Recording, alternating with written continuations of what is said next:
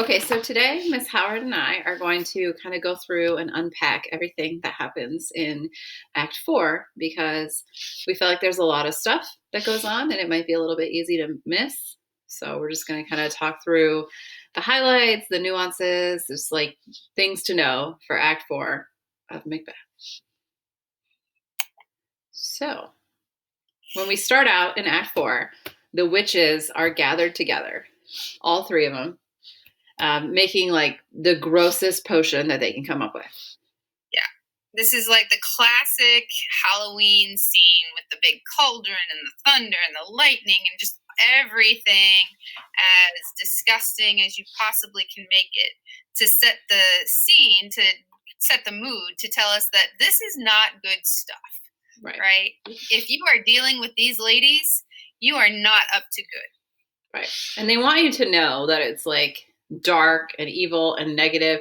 So they put poison guts of a toad in, they put things oozing, they put, dog's tongue, a frog's tongue, lizard's legs. Like it's just this very classical, disgusting depiction. And again, they all chant in unison, all three of them, as they dance around the cauldron. Remember, we talked about how three and, multiples of three were thought to be like magical, possess magical power during this time. So if you can imagine them like very creepily, like holding hands or not, like dancing around the circle, chanting double, double, toil and trouble. Fire, burn, and cauldron bubble. Trying to like manifest this like evil potion to come out, that's kind of where they're at. And they did a good job because then Hecate appears, who is the goddess of witchcraft. So she is here to kind of make sure that Macbeth ends up where he's supposed to, and that is dead, essentially, right? She has decided that she needs to make sure that Macbeth gets his just desserts. And so she's going to do everything she can to make sure he is overconfident, because in Act 3, she told us that overconfidence is his weakness, or is every person's weakness. And so she's going to do everything she can to build up his confidence in himself.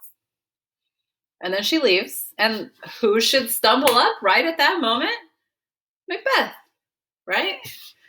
And so he calls them a lot of complimentary names like secret, evil, midnight hags, and then asks them to help him, And nothing is better to get people to help you than being really mean to them, right?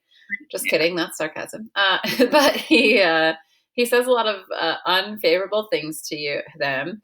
And, says, I don't care what you have to do. I don't care what terrible things you do. Just tell me what I want to know or else. And so they do. Or at least he thinks that they do. And so this part of the story is one of the more important parts because they're going to manifest 3 apparitions or ghosts for him.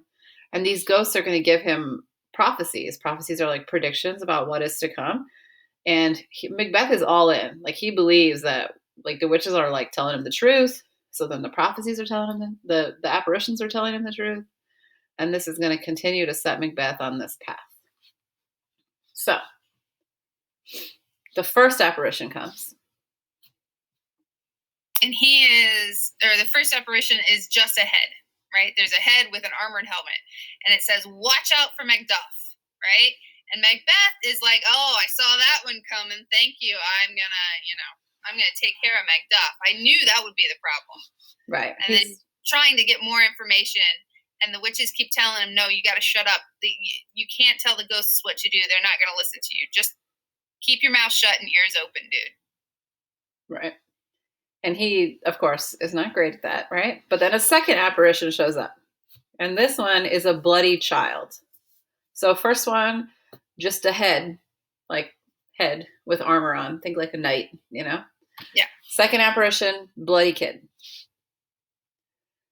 This one tells him that he should be violent, bold, and firm, which so far he's been doing pretty good with, and that he should laugh at other men because nobody born from a woman will ever harm Macbeth.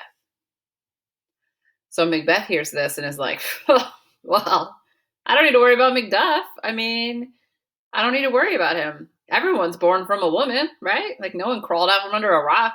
So if nobody who was born can hurt me, I got this. And so then the third apparition appears, and this time we have another child, but he has a crown on his head and a tree in his hand.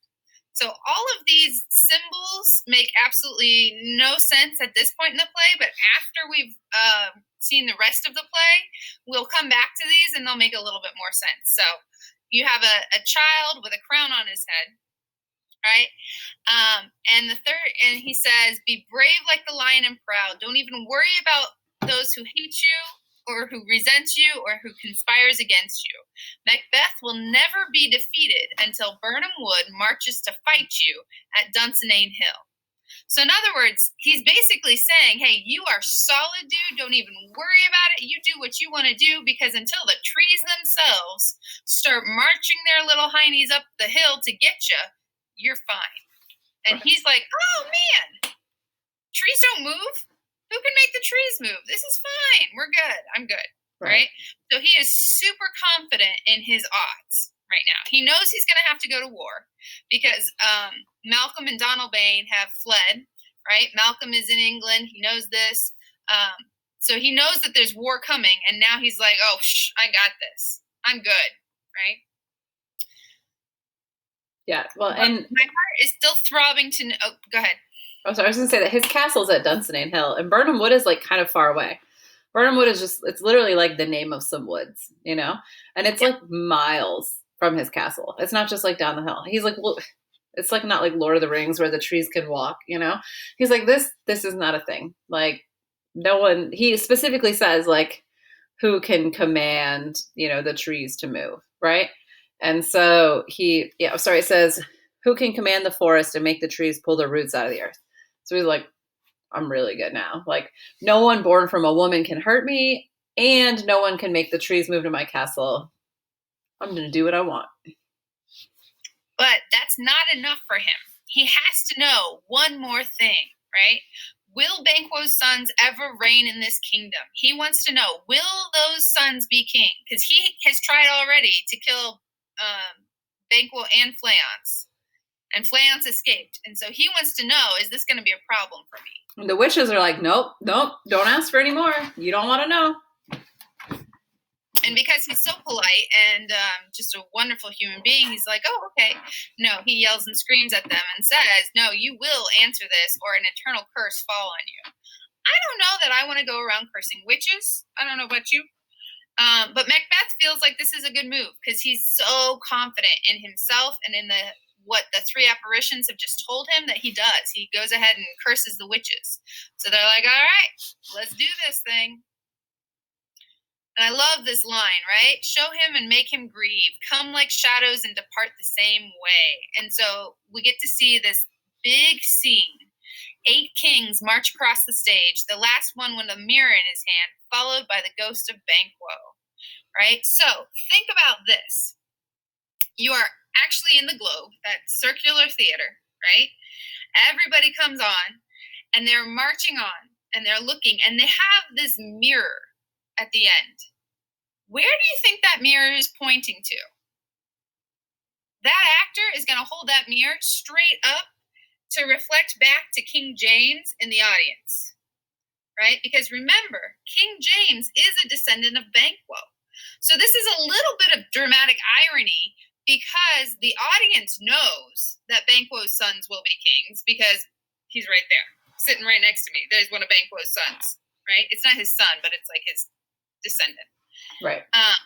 And so that mirror is one of Shakespeare's tricks and ways to suck up to the king to say, look, this goes on and on and on. Okay. And it was very upsetting to Macbeth to see this. I mean, he asked for it and they wanted to make him hurt, you know, they were like, let him grieve, you know, you asked for it. We tried to tell you no. This is like when your parent says this hurts me more than it hurts you, you know, this is one of those moments. But so Macbeth realizes that they all look like Banquo and he freaks out and is like, "Get them out of here! I don't want to see anymore. This is terrible. Is this true?" And the witches are like, "Yeah, it's true, but we don't know why you're so surprised. Didn't we tell you like a long time ago that this is what's going to happen? Just settle down." And so then they just put on a little show for him to try to like calm him down, right? And then Lennox comes by and gives Macbeth even more bad news.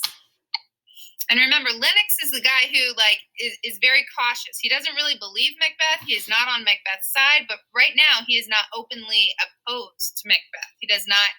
He's kind of sneaky. He knows that Macbeth is not necessarily a good guy, but he hasn't committed treason yet. He hasn't gone against Macbeth so far. Right. It's kind of a neutral character. At least he's appearing as if he's a neutral character. He's not, but he is appearing as if he is. So he comes to Macbeth and delivers Macbeth the news that Macduff has fled to England. And this isn't really that surprising because we knew Macduff wouldn't answer Macbeth's requests for him. But the Macbeth's reaction is where the problem comes in. So he's like, "Oh, I had careful plans and this messed him up. So you know what? From now on, as soon as I decide to do something, I'm just going to act upon it right away. I'm not even going to think about things anymore. I'm going to go to Macduff's castle, take his town, and kill everyone I see." And that's it. Like, he's just not even going to think about it. Like, he's decided that from now on, as soon as he's like, "Want a cheeseburger? Have a cheeseburger. Want to destroy a town? Destroy a town." Like, that's it. But no more spooky visions, right? Let's forget of all this magic mumbo jumbo. I'm just going to do whatever I want to do. Yeah, he does literally say that. Sorry, I left that part out. But he says, "No more spooky visions. Just, I am my own man. I can do this." So then we come, in Act 4, Scene 2, we come upon Lady Macduff, who is like super peed off that her husband left her and fled to England. She is like not here for this at all. Like, what kind of man leaves his town, his wife, his kids, his belongings? Like, she is really hard hitting with the criticism of her husband. And Ross is one of her relatives, and he's like, no, it's okay, really. Your husband is a good man. He's a fabulous man, but you just got to cut him some break, cut him some slack.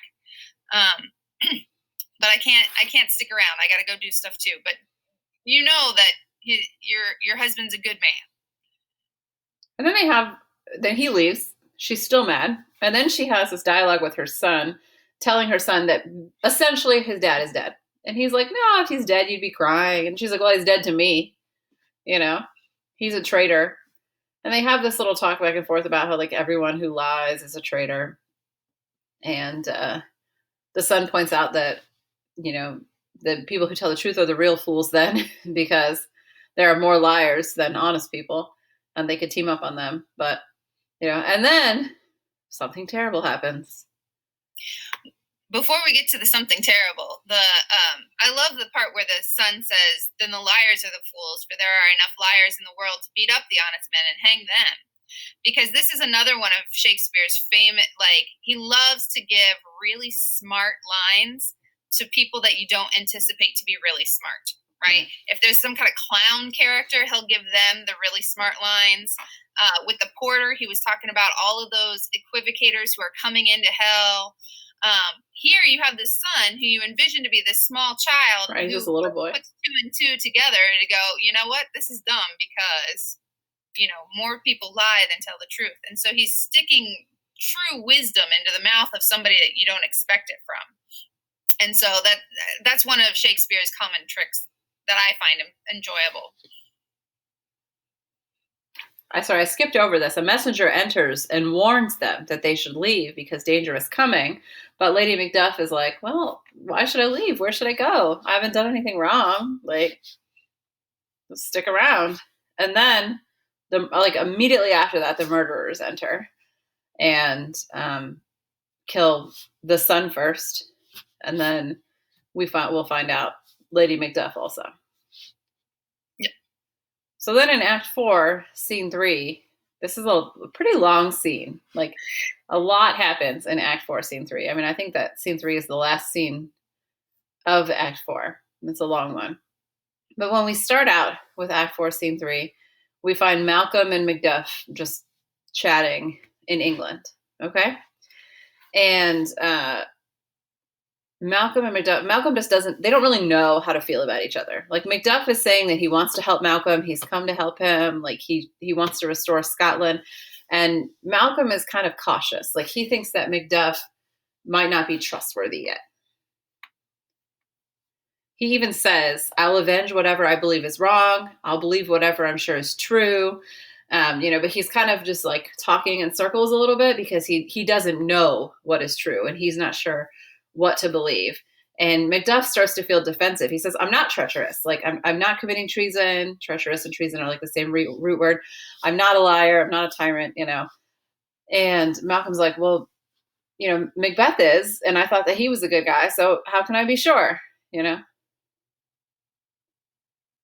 And all of this. And he's trying to point out that like Macduff and Macbeth used to be pretty tight, and lots of people have tried to trick Malcolm along the way. And so Malcolm really has had to be very careful because Macbeth has already sent people to try to trick Malcolm into coming back. And so he's afraid that Macduff is one of those people. Right. A set of lines that really stand out to me. Macduff says, I've lost my hope of convincing you to fight against Macbeth. And Malcolm immediately retorts, well, maybe you lost your hope about me where I found my doubts about you, And so that's where you can kind of really see that, like, that discomfort with each other a little bit. Like they don't really know how to feel about each other. Like Macduff was really hopeful that Malcolm would be like, yeah, let's go, And meanwhile, Malcolm is still like, you don't trust me, but I don't trust you either. Like, where's that coming from, And so... Yeah. He brings up again and again, like, hey, you haven't been hurt so far. You don't have, you left your wife and children in Scotland, so you must be pretty sure that they're okay. So, he's looking for a reason to believe Macduff. Right. So then, as we move on, like in this area, like, so Act 4, Scene 3, page 3, like around page 54, Macduff talks about how he wants Malcolm to take his rightful position, and Malcolm is just like, I am not fit to be king. Like, I would be a terrible king. And Macduff is like, oh, stop it. Even in hell, you can't find someone worse than Macbeth. Like, there's just no way, And Malcolm doesn't want to give in to this flattery, and he doesn't know if he can trust him. So he paints a really atrocious picture of himself. He says that there's no end to his sexual desires. Your wives, your daughters, old women, young maids, like nobody will be safe from him. And then Macduff is like, oh, okay, just, do it in private. Surely there would be enough women in the village to satisfy your needs. Come on. He's going to turn down the king. Right. They come up willingly, right? And then Malcolm's like, okay, but I also am greedy. I'd steal everything. I'd steal all the land. I'd take all the jewels. I'd take all their houses. Like, I would just get more and more and more greedy as time went on. I just want to destroy people's wealth. And he's like, well, that's pretty terrible, but Scotland has enough treasures that even you could be satisfied. So probably we can deal with this like bad stuff that you're talking about because you've got good stuff too. So he's really trying to like glass half full this situation with Malcolm, like reassure him, like you are the rightful heir. Maybe you have some, personality pitfalls, but everyone dies. Like we can work through them, And then Malcolm is like, nope, I don't even have a good side. Like I don't have any good sides. He says he doesn't believe in justice. He doesn't truth, moderation, stability, generosity, perseverance, mercy, humility, devotion, patience, courage, or bravery. So he's just like a giant steamy dumpster turd. Like he's like, I'm a terrible person. I'm like raping the women, stealing the things. Like I'm not patient. I'm not kind. I'm not forgiving. I'm not, like it's all the bad things, all the vices, And Macduff is like overcome with grief at this point. He literally just cries out. Yeah, he was hoping that that he would find his country's savior here, right? This is the guy who's supposed to be king. This is the good guy. And it turns out that this good guy is awful. I love this next bit, right? And Malcolm's like, if someone like me is fit to be king, let me know. Right. And then Macduff's response is, fit to be king? No, you're not even fit to live, right? And so now it feels like Scotland is totally screwed because the guy who is on the throne is a devil. And the guy who's supposed to be on the throne is like horrible. He shouldn't even be alive.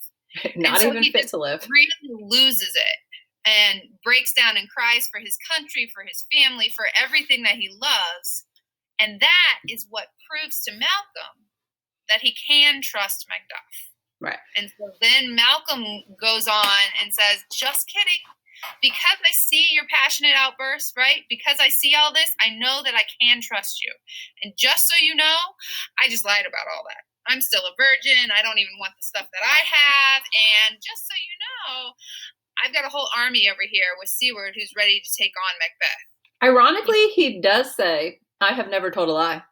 Yes. And I would like to suggest he just told a whopper. But I guess he means like, this situation notwithstanding, I generally don't lie. Because he even says at the end, like, the lies I just told are actually the first false words I ever spoke. Homie, you did just lie. But you know, he's like, I'm a great guy. I'm so virtuous. I got this army. Like, let's do this. And Macduff, rightfully so, is like, it's hard to make sense of these like two totally different stories. Like, I really like the line from the original text. He says, such welcome and unwelcome things at once are hard to reconcile. Like, how it's almost a parallel to Macbeth's so foul and fair a day I have not seen. It's like, how can it be? It's a paradox again. Like, how can it be so good and so bad at the same time? You know, it's so confusing. Like, I really want you to not be an awful turd, but also, like, you just really switched it up on me real quick. That was a whole mood swing, you know? Yeah. So. Yeah, he's got some whiplash. Yeah. And before they can even figure this out, a doctor comes in.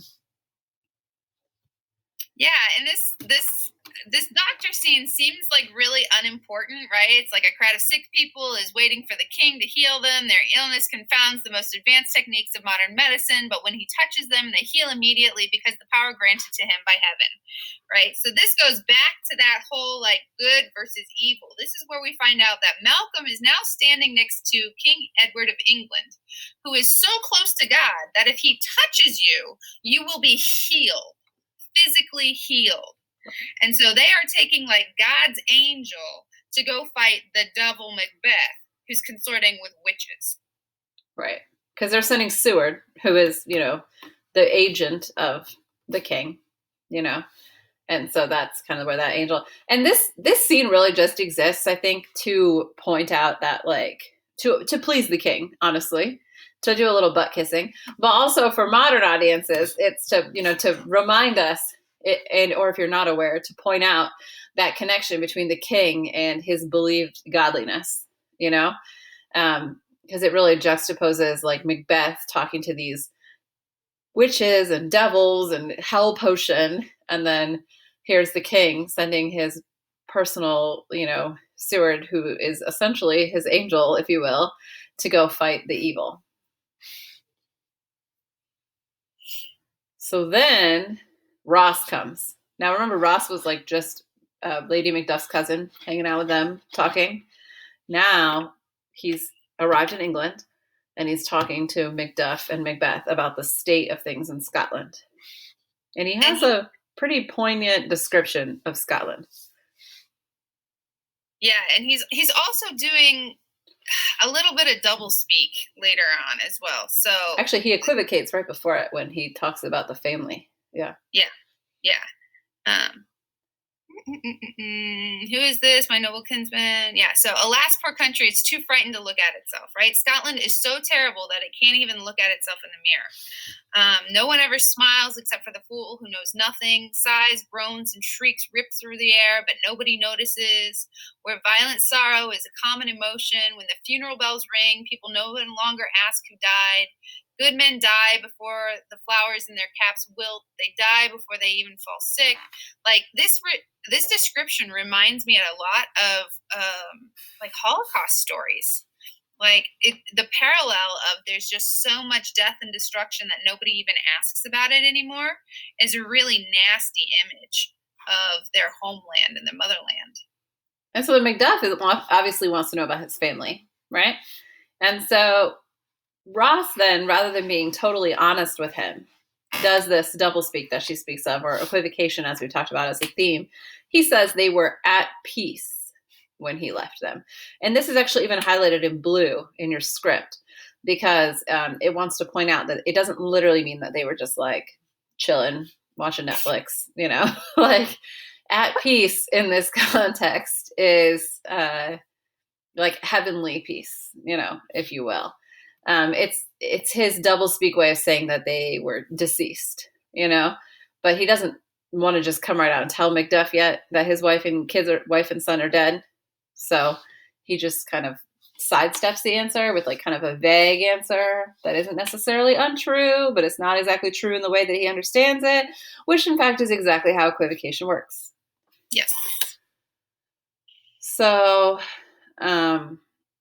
Ross is like, please come back. Like Macbeth's army is on the move, but I heard that other people are willing to work against him. Like, we need you in Scotland. We need you, And so then Malcolm is like, yep, we got this. We've got everything that we need. And there is no soldier more experienced or successful than Siward in the entire Christian world. They are bringing their A game to defeat Macbeth. And then Ross is now ready, now that he has that commitment from Malcolm, to kind of fess up and tell the truth to Macduff. He says, I wish I could repay this happy news with good news of my own, but my news is so bad, right? And so Macduff's like, what, is it bad news about all of Scotland? Like, or is it just one of us? Or, he's really still trying to get information about his family.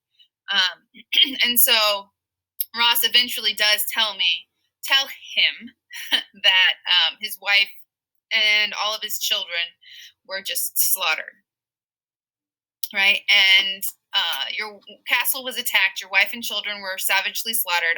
If I told you how they were killed, it would cause you so much pain that it would kill you too and add your body to the pile of murdered corpses. So this is coming from, like, Ross is talking to Macduff, who used the exact same line, if I tell you, you'll die, to Lady Macbeth earlier. And so now Ross is telling Macduff, if I tell you, you'll die, right? It's such bad news. And Macduff can't even believe it. He's saying, what, my kids, everybody, and they have to tell him like 2 or 3 times that, yes, everybody was killed. And he just crumples. This strong man who's willing to risk his life and everything to go help his country just crumbles.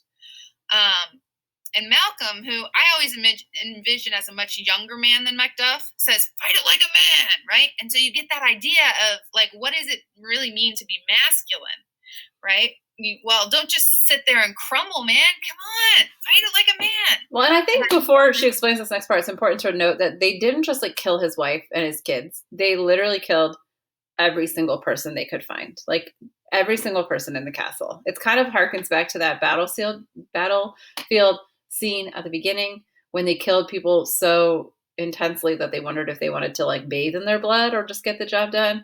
I mean, he mercilessly murdered like every single person. There's no one left, So when Malcolm's like, fight it like a man, and Macduff, Yeah, Macduff says, I will, but I also have to feel it like a man. And I think this is one of the things that separates Macduff as a noble character from like the stereotypical thing that Malcolm's trying to get him to do. He's like, no, but I have to feel it like a man too. I have to remember the things that are precious to me, and that's what gives me value. And so eventually, then yes, he does come around. May God give their souls rest. And Malcolm says, let this anger sharpen your sword. Transform your grief into anger. Don't block the feelings in your heart. Let them loose as rage. And now he says, I could go on weeping like a woman and bragging about how I will avenge them. But, gentle heavens, don't keep me waiting. Bring me face to face with Macbeth, that devil of Scotland. Put him within reach of my sword, and if he escapes, may heaven forgive him as well. So Macduff has just made his personal oath to go kill Macbeth. Personally, because like of what Macbeth has done. Yeah, personally. He's going to do it. it's not enough that Macbeth die. Macduff must kill Macbeth. Yeah, and that's a really famous trick if you're bringing an entire army against, right? It's going to be a battlefield. It's going to be an army. How is he going to find Macbeth? But he has made this personal oath that he will avenge his family. And that's a really famous line that Malcolm delivers there. Like, let this anger sharpen your sword, transform your grief into anger, let your feelings loose as rage. He's saying, like, take this terrible experience and use it to propel you forward, and that is arguably one of the more famous parts of this scene, when he says, use this to move you forward. And so Malcolm is pleased with Macduff's plan to kill him and says, now you sound like a man. And that's where this scene ends. They have this mission. Malcolm's like, cheer up. It's going to be okay. A new day will come. Obviously, Malcolm has not experienced this. I mean, his dad was killed, but he maybe hasn't experienced this level of profound loss yet because he's pretty flippant about it to his friend, Macduff, new friend. But he's like, it's okay. We'll see what happens in scene 5 or act 5. And act 5 is the end. So it's all going to come to a head in our next video. We're really close.